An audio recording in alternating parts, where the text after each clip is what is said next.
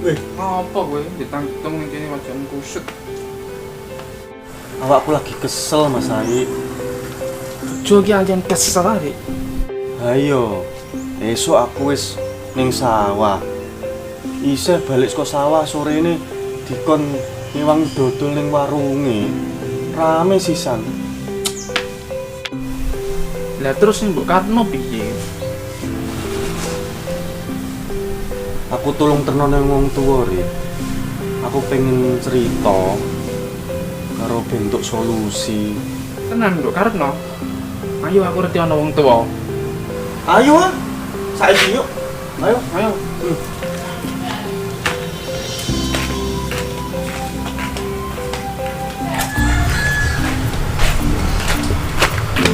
Iki Mas Ai.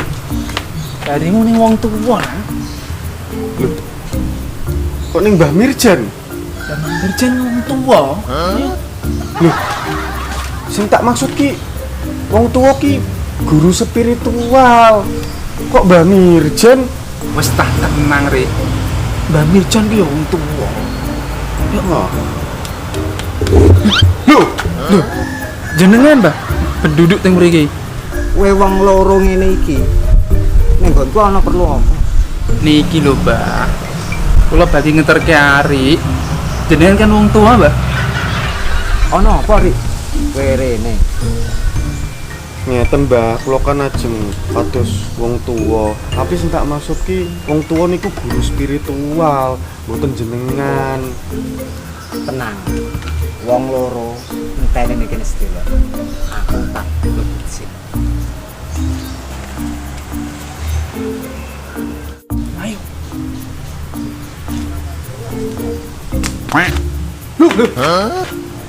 Lu kok malah ngene, Mbah? Ora salah.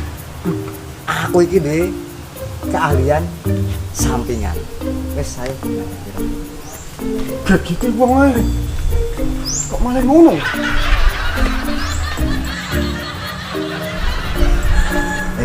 Wong loro tunggu mrene. Nuwun sewu, Mbah. Wes kamu.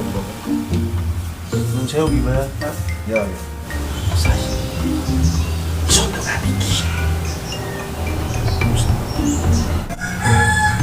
Kowe wong loro mrene arep perlu apa? Ten, Mbah. Niki Ari mriki badhe nyritake unek-unek. Ngeten lho, Mbah. Kula ajeng Aku wis ngerti sing arep mbok sampaikan. Wis wong loro meneng dhisik.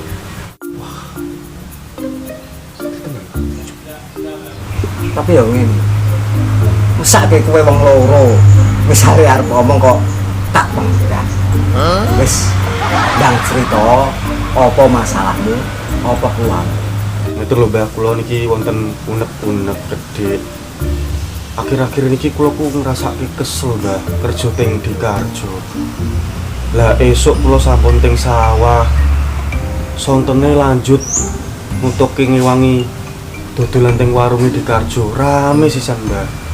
Terus sing mbok karepno terus piye? Ngeten, Mbah. Kula ki pengin warungipun rada sepi, Mbah, ben kirane awakku gak patek kesel, Mbah. Tur yo meneh bayarane kula nggih ajeb, Mbah. Gak. Tapi yo ngene. Wong nak arep ning wong tuwa. Wong pinter. Iku yo ana syarat. Ana mahare. Napa niku, Mbah? Bah. Syarat. Kopi, rokok kretek, gula. Walah, gampil, Mbah niki. Dari iki kula tumbaske langsung, Mbah.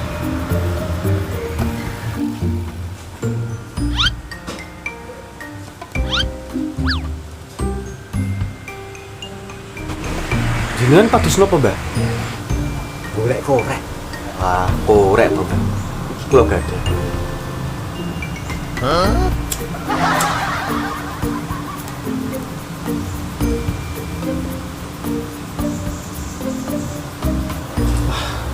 Tak kira nganggo ngopo menyang.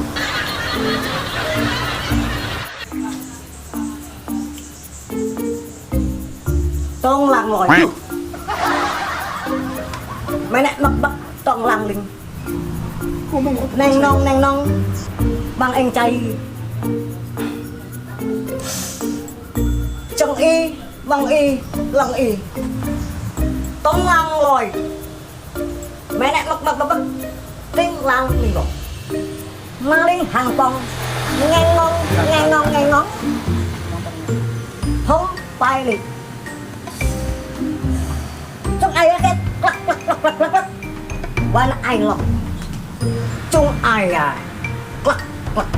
lắc quan ai lọc wes cukup semua aja wes tak wocoknya mantap sesok tak kirim wes meroit tok jan tapi kok sih ngono mau kekarepanmu apa sebab pikir saiki ngene bayangno kowe kepengen warunge Dekarjo sepi masalahnya awakmu kesel nak rame cuman pikirno ojo mikir awakmu dhewe lah nak sepi warunge ditutup kanca-kancamu kuwi terus nyambut gawe apa padahal ning omah yo kanggo nguripi keluargane kanggo anak mesake to aja buku karepmu dhewe kowe jelegan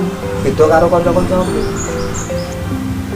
kowe iki golek rezeki kerja ngene Dekarjo tapi kok kowe malah ndongakno sepi kowe padha ae kowe ngidoni sumur sing bakal mbok ombe saben dinane.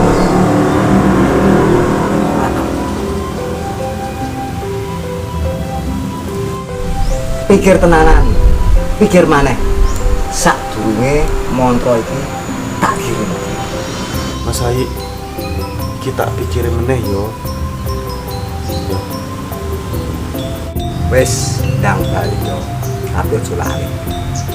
Syaratnya Oh, nggih niki to, Mbah. Kopi, rokok kretek kalian gula. Gampil, Mbah. Niki langsung kula tumbaske.